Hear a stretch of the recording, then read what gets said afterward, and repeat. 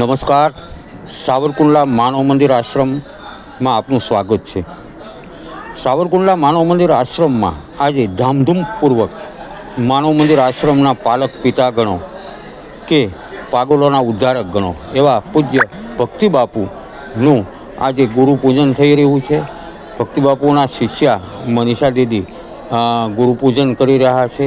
આરતી, તિલક, ચરણ વંદના આ બધી જ વિધિથી, શાસ્ત્રોક્ત વિધિથી આજે સેવક સમુદાયની વચ્ચે ગુરુ પૂજન થઈ રહ્યું છે અને દૂર દૂરથી સેવક સમુદાયો આવી રહ્યા છે.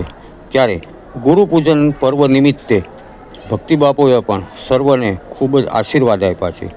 માનવ મંદિર આશ્રમ છેલ્લા 12 વર્ષથી કાર્યરત છે અને 129 જેટલી મનોરોગી બહેનો સાજી થઈ છે અને હાલ માનવ મંદિર આશ્રમમાં 58 જેટલી વિવિધ પ્રાંત અને વિવિધ ભાષાની મનોરોગી બહેનો કાર્યરત છે. ત્યારે આવો માનવ મંદિરે.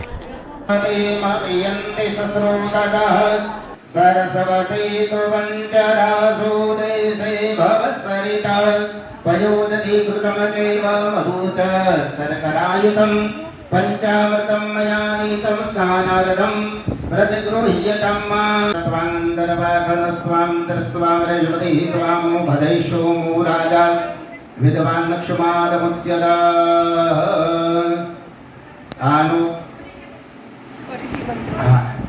घोरोचनमचन्दन देवदारु गरपूर कृष्ण गुरुनागराणि कस्तूरिका केसर मिश्रितानि यथोचितं गन्धस्वरपयामि गन्धद्वार विष्णु गुरुर्देवो महेश्वर गुरुर्साक्षात् परब्रह्म तस्मै श्री गुरवे नमः.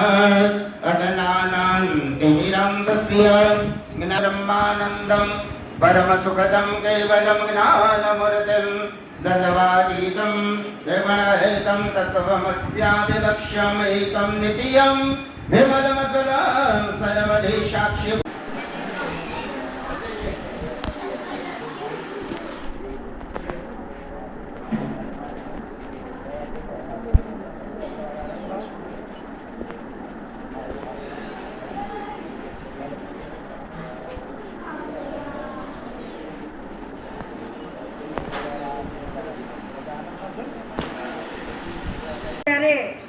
અહીંયા ગુરુ ભક્તિ માટે અને ગુરુના આશીર્વાદ માટે ભેગા થયા છીએ ત્યારે હવે ગુરુ પૂજન શરૂ થઈ રહ્યું છે.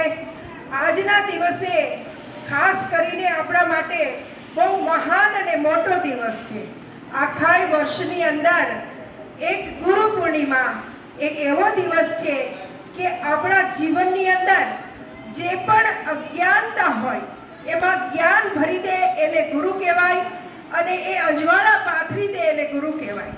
તો શુદ્ધ કીધું છે કે ધન સંપત્તિ પરિવાર તો બધાની પાસે હોય, પણ જેની પાસે ગુરુ હોય એ સૌથી મહાન વાત છે.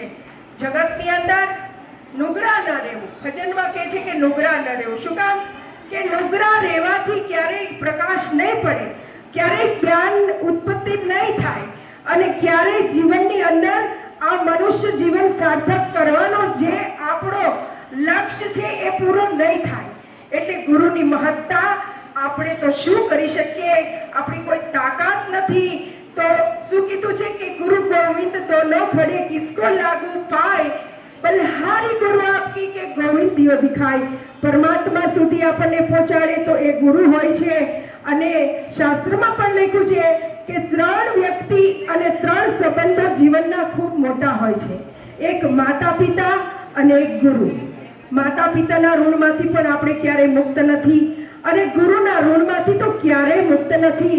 કહેવાય છે કે શરીરની ખાલ ઉતારી અને મોજડી બનાવીને જો ગુરુના ચરણમાં પહેરાવો તો પણ એના ઉપકાર આપણી ઉપરથી ક્યારેય ઓછા થતા નથી.